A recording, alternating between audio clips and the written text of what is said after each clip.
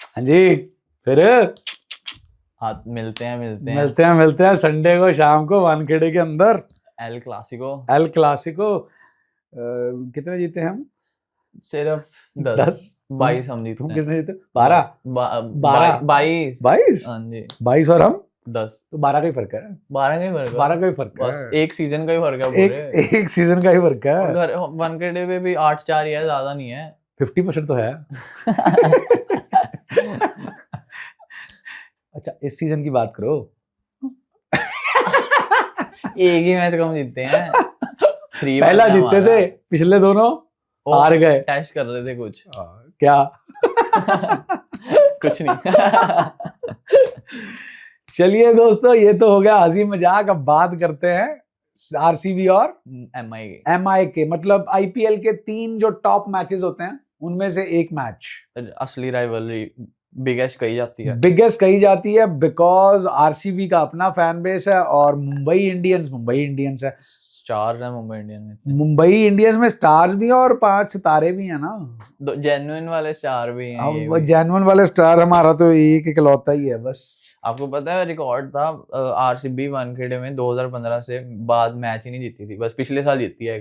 जीत गई ना? जीत गई, बस शुक्र। टूट गई। वैसे तो मुंबई भी 2020 के बाद से आईपीएल नहीं जीती। अब मैं क्या ही बोलूं। हम तो जीते हैं 2025 के अंदर। पिछले ही साल 26 में लड़कियां जीती, 24 में भी लड़कियां जीती है ना। पर अभी एक 15 साल का बच्चा जो अभी मैच खेला, एक बिहारी सब पे भारी।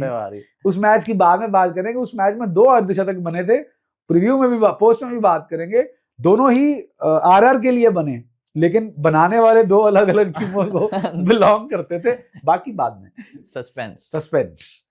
तो आरसीबी वर्सेस एमआई। चलो अब वैसे तो देखो एक मैच हारी है आरसीबी, हमें इतना रिएक्ट नहीं करना चाहिए। कोई बड़ी बात नहीं है। बड़ी बात नहीं, 12 मैच है, कुछ तो हारेंगे ही। अब अनबीटन, हम इंडिया की टीम थोड़ी है कि अनबीटन वर्ल्ड कप जीत लेंगे।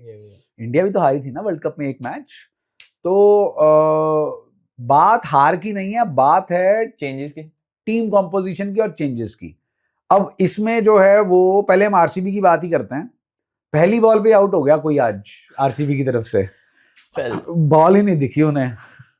ये इनको मतलब ठीक है रन मारे हैं इन्होंने, ऐसा नहीं है कि बहुत गंदा खेल रहे हैं, पर इनसे बहुत अच्छे प्लेयर करंट फॉर्म के बेसिस पे देखो लेट्स बी वेरी फ्रैंक, जो हम चेंजेस देख रहे हैं नॉट बिकॉज ये मैच हारे हैं but because of the current form of the players. जब ये जीते थे हम तो तब भी बोल रहे थे। हमारी तो प्लेइंग 11 के स्टार्टिंग में ही जेकब बैथल थे, बट जो फ्रेंचाइजी है वो पिछले साल के परफॉर्मेंस को बैक करती है, तो बैक करना बनता था।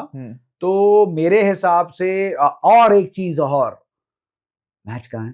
वानखेड़े में। बेथल की वानखेड़े यहीं पे आई थी ईडन गार्डन्स में। हो सकता है जेन्युइनली हो सकता है एक चेंज, और एक बॉलिंग से वो अभिनंदन का चंदन खत्म हो गया है। बस है जी, यही वो थे 50 मारने वाले जिन्होंने अर्धशतक मारा। शतक से ऊपर भी गए बट अर्धशतक डॉट 15 बॉलों में आ गया था। तो ये बाहर जा रहे हैं, रसिक दर सलाम वो सब्स्टिट्यूट्स में बैठे हुए हैं, इनकी जगह वो आ जाएंगे अंदर। रसिक जी आ गए अंदर, डायरेक्ट स्वैप। वेंकटेश अय्यर खेले। वेंकटेश अय्यर आज बुलाना पड़ा इनको। सुयाश शर्मा की कमी जरूर खली, बिल्कुल स्पिनर की कमी तो खलेगी, वो भी लेग स्पिनर जो बस अब इनको पता चल गया अब नहीं सुयाश शर्मा ही आएंगे इम्पैक्ट में वापस, अब ये कोई चेंज नहीं करेंगे।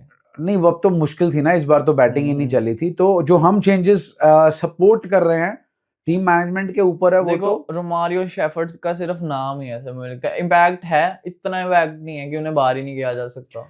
देखो बैटिंग में अच्छा था, जब जड्डू बॉलिंग कराने आए थे हम डिस्कस कर ही रहे थे कि गए ये विकेट, जड्डू विकेट लेके जा सकते हैं, और जड्डू विकेट ले गए। तब तक बहुत अच्छा खेल रहे थे रोमारियो शेफर्ड, छक्का मारा उन्होंने। बट द पॉइंट इज कि आपको अगर टीम कॉम्पोजिशन देखनी है तो रोमारियो शेफर्ड की जगह अगर आप लेकर आते हैं वेंकटेश अय्यर को, रोमारियो शेफर्ड की ओवरसीज ले आते हैं जेकब डफी, बॉलर हैं, ठीक है बॉलर हैं, कोई बात नहीं, 2 बॉलर हो गए ओवरसीज, हेजलवुड और डफी जो कि फॉर्म में भी हैं, और उधर से जो अपने अभिनंदन सिंह है बॉलर, उनकी जगह आ जाएंगे वेंकटेश अय्यर। तो देखिए कितनी परफेक्ट टीम हो जाएगी। अब देखो इसके बाद आपके पास अगर आप ऊपर जेकब बेथल लेकर आते हो तो आप बॉलिंग ऑप्शंस देख लो, कृणाल पांड्या, जेकब बेथल दोनों लेफ्ट आर्म स्पिनर हो गए, सूर्य शर्मा इंपैक्ट में आ गए, 3 बॉलर हो गए आपके पास, 3 आपके पास प्रॉपर पेसर हो गए, दैट इज भुवी, डफी और हेजलवुड। हेजलवुड, 3 और 3, 6 बॉलिंग ऑप्शन हो गए। और 6 बॉलिंग ऑप्शन में से चलो आपके पास टिम डेविड को भी आपने ओवर, टिम डेविड को भी आपने ओवर डलवा सकते हो जैसे आज डलवाया, और आप भूल रहे हो वेंकटेश अय्यर,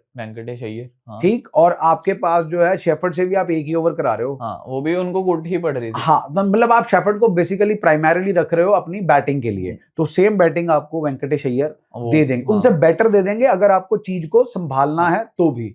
वो तो जैसे आज जरूरत थी संभालने वाली, और रोमारियो शेफर्ड तो ऐसे मौकों पे गई। तो ये चेंजेस जो हम हैं एक्सपेक्ट कर रहे हैं, होप सो, मतलब ये चेंजेस होते हैं कि नहीं, लेकिन एक चेंज तो पक्का है, अभिनंदन का तो टाटा बाय बाय है, उनकी जगह देखना है कौन है, उनकी जगह देखते हैं कौन आता है, वो टीम मैनेजमेंट डिसाइड करेगी। तो और एमआई का, हाँ, बात करते हैं एमआई की। एमआई का सिस्टम जो है वो बैटिंग तो जैसी भी चल रही है, चलानी तो यही पड़ेगी। हाँ, क्योंकि ये सीजन तो इसी बैटिंग से चलेगा, आप किसी को भी ड्रॉप नहीं कर सकते। रिकल्टन की जगह ज्यादा से ज्यादा डीकॉक ला सकते हो, दैट्स इट। एक आधा मौका और मिलेगा रिकल्टन को, मुझे लगता है उसके बाद आ जाएंगे डीकॉक। इंडियन टैलेंट में से तो आप हाथ भी नहीं लगा सकते ना किसी को, अनटचेबल्स हैं। नमनधीर को लगा सकते हो, वो परफॉर्म कर रहा है, वही इकलौते परफॉर्म कर रहे हैं। बात तो बॉलिंग की आती है, तो बॉलिंग में जो सर्टेनिटी है वो तो है जी हमारे सिर्फ जसप्रीत बुमराह। हाँ जी, बुमराह और शार्दुल ठाकुर भी कह लो, शार्दुल ठाकुर कह लो, मिच सेंटनर कह लो, अगर वो प्लेइंग के लिए अवेलेबल हैं तो, अगर फिट है तो हाँ, खेलेंगे। तो अब जो वो चलेगी म्यूजिकल चेयर्स, वो है बोल्ट और चाहर के बीच में। बोल्ट और चाहर में से कौन जो है वो खेलेगा। पिछले मैच में बोल्ट भी खेले थे, चाहर भी खेले थे, शार्दुल ठाकुर भी खेले थे, मार्कंडे बाहर बैठे थे, बुमराह खेले थे, और आपके गजनफर खेले थे। तो गजनफर का सीधा स्वैप है सेंटनर के साथ, ठीक। अब अगर आप वानखेड़े में खेल रहे हो तो जिसको मर्जी खिला लो भाई, जूत तो सबको ही पड़ना है, बैटिंग ही खिलाओ बस। हाँ, बैटिंग ही खिलाओ। तो फिर शार्दुल ठाकुर का भी बनता है, दीपक चाहर का भी बनता है, लॉन्ग हैंडल दोनों चला लेते हैं, बोल्ट भी बनता ही है। हाँ जी, स्विंग तो होती है, एक ओवरसीज पेसर तो चाहिए ना। हाँ, ओवरसीज पेसर तो चाहिए ही चाहिए। एक दो मैचेस मारे गए हैं, कोई बात नहीं, वो बहुत अच्छे बॉलर हैं। बॉलर तो बहुत अच्छे हैं। एक अश्विनी कुमार है, बाहर बैठे हैं, लेफ्ट आर्म पेसर है। हाँ जी, इतना अच्छा सीजन गया था पिछला उनका, बस सेमी में जो एलिमिनेटर था उसमें कुट पड़ गई थी, पर अच्छे बॉलर की जगह नहीं खिला सकते ना, दो लेफ्टी भी नहीं, अभी दो लेफ्टी नहीं खिला सकते। हाँ, रेस्ट देना हो बुमराह का तो बात अलग है, फिर उनकी जगह आ जाएंगे। हाँ, क्योंकि 4 मैच हो गए लगातार आईपीएल के, 3 इसके और एक पिछले वाला। अभी हालत तो है नहीं है मुंबई की रेस्ट देने वाली, अभी 3 में से 1 जीती है, और मतलब उनको तो विकेट ही नहीं मिली अभी तक, विकेट ही नहीं मिली, खाता ही नहीं है। बुमराह हमारे T20I टीम के बॉलर, अर्शदीप सिंह हमारे मेन बॉलर, दोनों ही विकेटलेस हैं इस आईपीएल के अंदर। कुट पड़ रही है दोनों को, चलो इनको कुट तो पड़ रही है, उनको तो यही नहीं पता चल रहा कि वाइड कौन सी लाइन की है, कुट पवा रहे हैं वो किसी से नहीं खा रहे, वो अपने आप मारी जा रहे हैं। चलिए दोस्तों, ये तो था जी प्रीव्यू। जिता किसको रहे हो? मैं तो एमआई सर, एमआई की जर्सी भाई, एमआई विन। तो जी देखो, आरसीबी सपोर्टर हैं तो आरसीबी जीतेगी इन दोनों के बीच के मैच में। हमारी सपोर्ट तो आरसीबी है, घायल है इसलिए घातक एमआई का ये ज्यादा है, वो ज्यादा घायल हैं, हम थोड़े कम घायल हैं। तो देखते हैं टॉप परफॉर्मर। मैं देखूंगा हार्दिक पांड्या को, अब वही कराते हैं कमबैक ऐसे मौकों पे अपनी टीम को। मैं इधर से देखूंगा, अगर जेकब बैथल आते हैं तो। कोहली के भी बड़े रन नहीं आए हैं अभी तक। नहीं, कोहली नहीं, वो उनके बॉलर बहुत मतलब खतरनाक है, कोई ना कोई ले ही जाएगा, स्पिन पे फंस जाएंगे। और वो खेल भी तो ऐसे रहे ना कि उनको ये खुद ही नहीं है कि मैं अपने स्कोर करूं, उन्हें बस ये टीम को स्टार्ट दिलवाना है बढ़िया। आज अच्छा स्टार्ट था लेकिन बोल्ड हो गए, पिच ऑफ अ डिलीवरी, मैं रीड ही नहीं कर पाया, मुझे लगता मारने चले गए थे, कैजुअली खेल गए और बहुत बहुत गैप था बीच में। चलिए दोस्तों, ये था हमारा प्रीव्यू एमआई और आरसीबी का। वीडियो पसंद आई तो लाइक करें, शेयर करें और चैनल को सब्सक्राइब करें।